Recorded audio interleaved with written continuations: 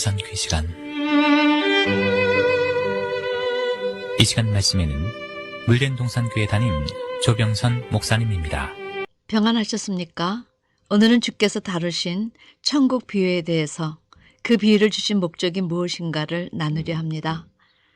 주께서 천국을 비유로 제시하신 것은 천국에는 하나님 나라의 비밀이 들어있기 때문인데, 이렇게 말씀을 비유로 기록하신 것은 두 가지 이유 때문이었습니다. 하나는 천국 비밀을 아무에게나 다 알려줄 수 없기 때문입니다. 그러므로 주님은 제자들에게 너희들은 천국 비밀을 아는 것이 허락되었으나 저희에게는 아니되나니, 그 시대 자타가 공인하는 종교 지도자들에게는 아예 아는 것 자체가 허락되지 않았다고 못을 박으셨습니다. 그 시대 주류를 이루었던 것은 바로 그들인데 얼마나 충격적이고도 놀라운 사실인지요.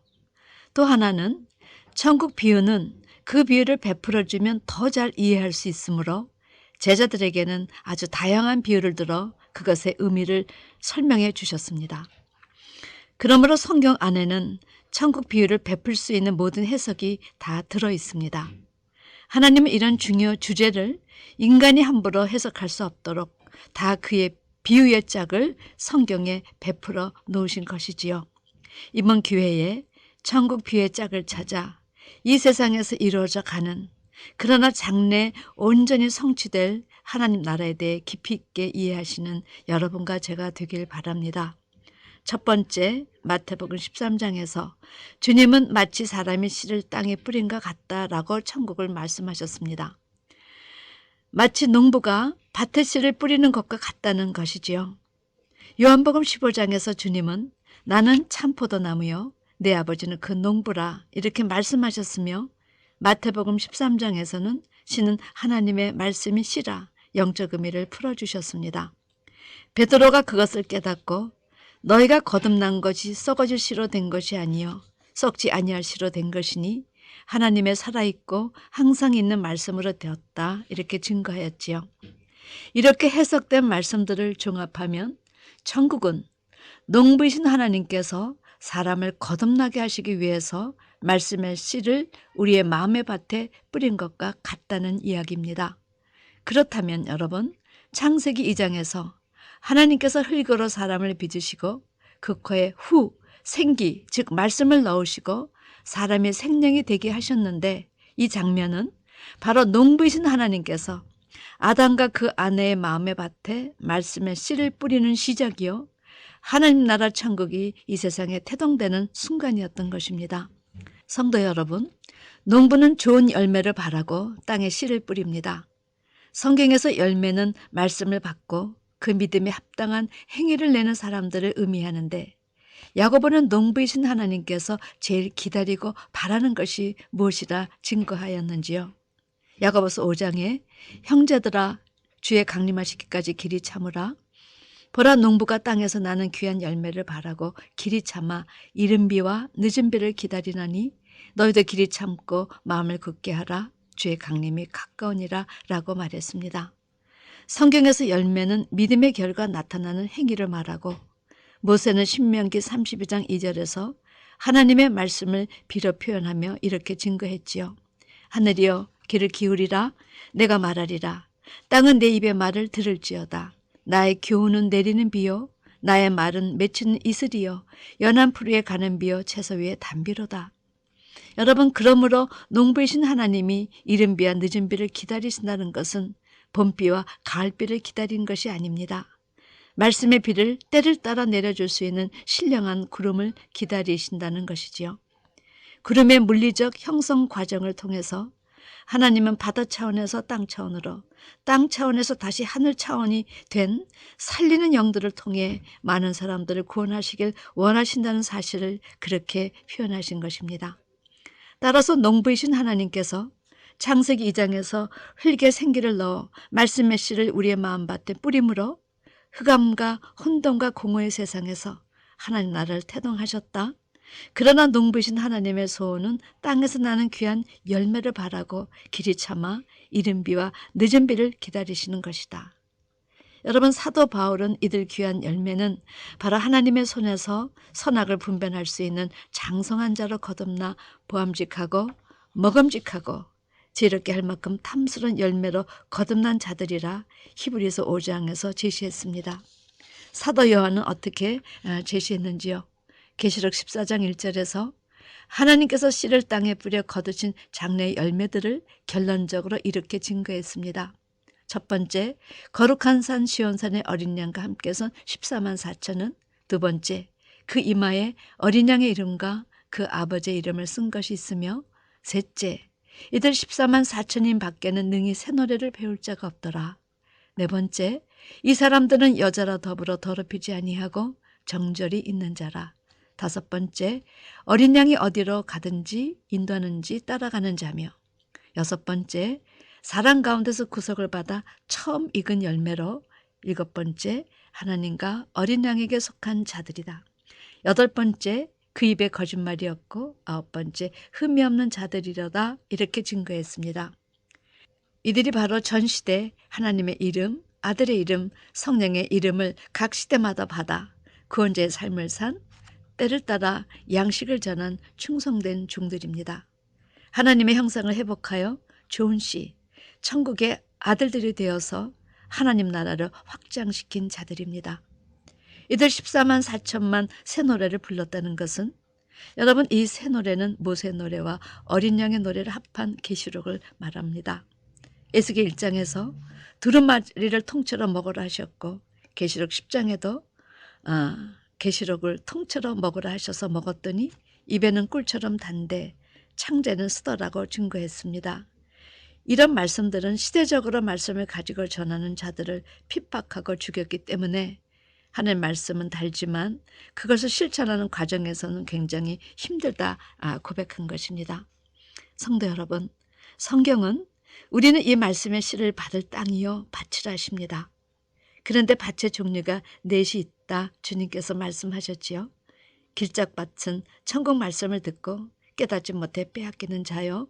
돌짝밭은 말씀을 들을 때 기쁨으로 받지만 그 속에 뿌리가 없어 그래서 어려운 일이 일어나면 곧 넘어지는 자요. 가시떨기밭은 말씀을 듣지만 세상의 염려, 재래 유혹으로 결실치 못하는 자요. 좋은 밭은 좋은 마음으로 듣고 지켜 인내로 결실 30배, 60배, 100배 수확을 얻는다 하셨습니다. 그렇다면 여러분, 결론적으로 농부이신 하나님께서 우리의 마음의 밭에 말씀의 씨를 뿌리시는 것은 때에 맞는 말씀의 양식을 나눠주는 종들을 통해 30배, 60배, 100배 좋은 열매를 맺기 원하신다는 사실입니다. 그런데 하나님 보시기에 우리 각자는 과연 어떤 밭일까요? 부디 하나님 말씀을 들으실 때 좋은 마음으로 듣고 지켜 인내를 결실하셔서 30배, 60배, 100배 열매 맺는 백성이 되시길 주님의 이름으로 축원합니다. 두 번째, 마태복음 13장 24절은 천국은 좋은 씨를 제 밭에 뿌린 사람과 같다 하셨습니다. 성도 여러분, 첫 번째 비유와 두 번째 비유의 차이는 무엇입니까? 이번에 주님은 천국은 그냥 씨가 아니라 좋은 씨를 제 밭에 뿌리는 사람과 같다 하신 것입니다. 그렇다면 씨는 하나님의 말씀을 가리켰는데 이 좋은 씨는 무엇을 의미하며 좋은 씨를 뿌리는 사람은 누구일까요? 이 비유도 주님은 예외 없이 이미 다 풀어주셨습니다. 이 비유를 통해서 교회 나왔다 해서 다 하나님의 자녀가 아니라는 사실을 실증해 주신 것입니다. 좋은 씨는 천국의 아들들이여 좋은 씨를 뿌리는 이는 인자라. 마태복음 13장 37절에 38절 해석해 주셨죠. 이를 통해 성경적 하나님 나라의 아들들은 좋은 씨, 말씀의 장성한 자라는 사실을 증거하셨습니다. 그러므로 여러분, 성경에 씨라는 단어가 나오면 땅에 심는 육적 씨를 의미할 수 있고 말씀을 가리킬 수도 있고 또 말씀을 가진 자를 천국의 아들들이라 하셨으니 세 가지 의미가 있습니다. 그렇다면 이 두 번째 천국 이유를 베풀면 어떤 천국 비밀이 드러날는지요? 이런 성경적 원리가 있기 때문에 에레미야는 에레미야 31장 27절에서 하나님의 말씀을 가졌어 이런 사람들을 사람의 씨라, 하나님 말씀이 없어 이런 자를 짐승의 씨로 증거했습니다. 이사야는 거짓 선지자들을 쫓는 무리들을 음녀시라 표현했지요.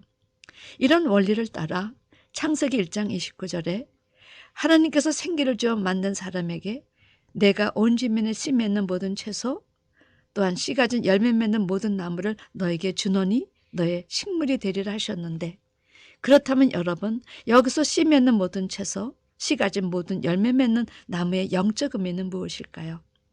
짐승에게는 땅의 모든 짐승과 공중의 모든 새와 생명이 있어 땅에 기는 모든 것에게는 내가 모든 푸른 풀을 식물로 주노라 하셨는데, 성도 여러분, 사자나 호랑이가 풀만 먹고 삽니까? 동물들 육식과 채소과 잡식가로 분류되는 것은 그들의 생체가 그것을 원하도록 지음받았기 때문입니다. 독수리가 풀 먹는 거 보셨습니까? 봉이가 풀을 먹습니까? 이것은 다 비유였다는 것입니다. 따라서 천국은 좋은 씨를 제 밭에 뿌리는 자와 같다 하셨는데, 이 세상에 오셔서 누가 좋은 씨를 자기 밭에 뿌리셨는지요? 주님께서 밭에 뿌린 좋은 씨는 말씀이었습니다. 그러나 사단이 가라지를 몰래 밭에 뿌려댔습니다. 그런데 13장 37절에서 주님은 좋은 씨를 뿌리는 자를 인자라 하셨으니, 좋은 씨는 말씀도 되지만 복음이 되지만 좋은 씨, 그러면 하나님의 말씀에 장성한 자를 온 세상에 전도하라고 보내는 것과도 영적으로 일치합니다. 과연 우리 주님은 이 세상에 말씀의 씨, 생명의 씨를 뿌리러 오셨을 뿐만 아니라 제자들을 교육시켜 장성케 하여 좋은 씨가 되게 하셨습니다. 그리고 그들을 다시 어떻게 하셨는지요? 십자가 이후에 부활하시고 승천하기 전에 제자들에게 예루살렘과 온 유대와 사마리아 땅끝까지 이르러 내 증인이 되리라, 이렇게 지상 명령을 내리셨습니다. 그런데 이 증인 사역을 수행하려면 반드시 필요한 것이 있는데, 그것은 성령이 임해서 권능을 받는 것입니다. 정말 이들은 전혀 기도에 힘쓰더니 성령 받고 권능을 받아서 온 땅끝까지 이르러 주님처럼 좋은 씨, 복음의 씨, 말씀의 씨를 뿌리는 인자로 변화받았습니다. 베드로는 후에 이것을 깨닫고 죄인들을 어두운 데서 불러내어 그의 귀한 빛에 들어가게 하신 자의 아름다운 덕을 선전했던 하나님 나라 전시대 두 증인들을 가리켜 너희는 택하신 족속이요 왕같은 제사장들이요 거룩한 나라요 그의 소유된 백성이라. 이들 역시 주님 따라 거룩한 나라의 주인공이 되었다고 선포했습니다. 따라서 여러분, 하나님의 나라는 좋은 씨를 제 밭에 뿌린 사람과 같다 하셨으니 주님이 바로 천국의 원형이셨던 것입니다. 그러므로 회개하라, 천국이 가까이 왔다, 회개한 자들을 세례요한은 다시 성령과 불로 세례 주실 예수님께 소개했던 것이지요. 그런데 여기에서 이 비유가 끝납니까? 아닙니다. 이것이 새로운 시작이라는 사실입니다. 교회마다 생명의 말씀의 씨를 뿌려 사냥이 되고 후에 살리는 영이 되게 해서 어느 곳이든지 복음을 전하는 증인의 삶을 살게 하는 것이 바로 교회의 사명입니다. 그리고 우리 한 사람 한 사람의 사명인 것입니다. 씨는 하나님의 말씀이시요 좋은 씨는 천국의 아들들로 하나님의 말씀으로 장성한 자들이 된 사람들을 말합니다. 그리고 이들을 여기저기 보내 살리는 역할을 하는 자들이 바로 인자들인 것입니다. 세 번째, 천국은 마치 사람이 자기 밭에 갖다 심은 겨자씨 하나 같으니 이는 모든 씨보다 작은 것이로되 자란 후에는 나물보다 커서 나무가 되매 궁중의 새들이 와서 가지에 깃들이느니라. 천국은 마치 사람이 자기 밭에 심은 겨자씨 하나 같다 하셨습니다. 여러분, 겨자씨는 작은 것의 대명사로 하나님의 나라는 작고 미약하고 보잘것없는 것에서 시작하지만 겨자씨는 비록 콧김에 날아가 버릴 정도로 가볍고 작지만 그 씨 안에는 강한 생명력이 응집되어 있다 하십니다. 그런데 이 작은 씨가 자란 후에는 나물 정도 되겠지 했는데 나물보다 커서 큰 나무가 되어 공중의 새가 그 가지에 깃들였다는 것입니다. 여러분, 성경에서 공중의 새는 무엇을 의미할까요? 우리는 그동안 이 겨자씨 비유를 대체적으로 하나님 나라 시작은 미약했지만 나중에는 창대해지리라로 해석했습니다. 그런데 성경은 한 가지 표상을 두 가지 다른 의미로 절대 사용하지 않으십니다.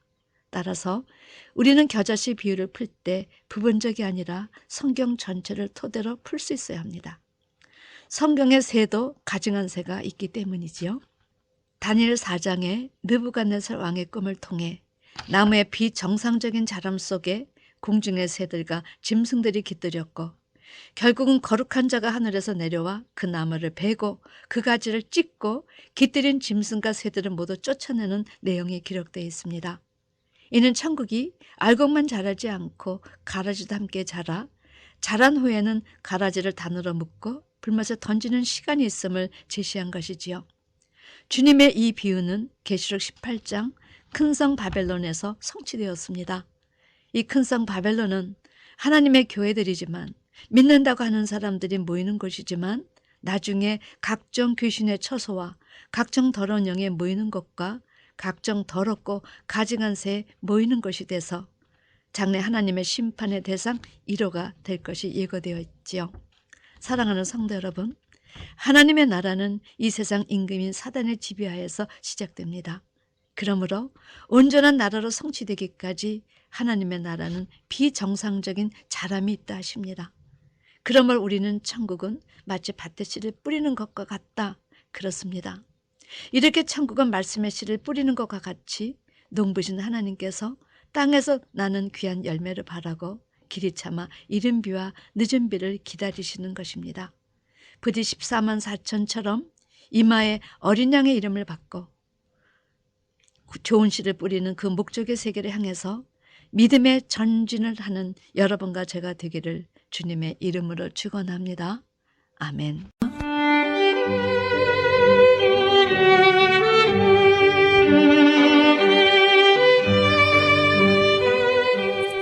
지금까지 말씀에 물된 동산교회 담임 조병선 목사님이었습니다.